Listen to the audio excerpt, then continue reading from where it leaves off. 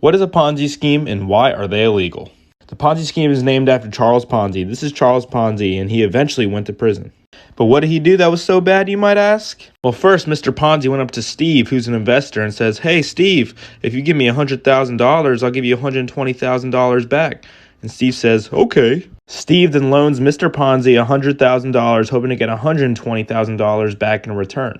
Mr. Ponzi then goes to Patrick, another investor, and says, "Hey, Patrick, if you give me $120,000, I'll give you $150,000 back." And Patrick says, "Okay." So Patrick then loans Mr. Ponzi $120,000, hoping to get $150,000 back. Mr. Ponzi then pays back Steve his $120K. So Steve got back his $120K, and he is super excited. Then Mr. Ponzi goes back to Steve and says, "Hey, Steve, if you give me $1 million, I'll give you $1.2 million back. I paid you back on your last one." So Steve is like, "Okay," and gives Mr. Ponzi $1 million. Mr. Ponzi then runs away with both their money. Steve and Patrick are sad.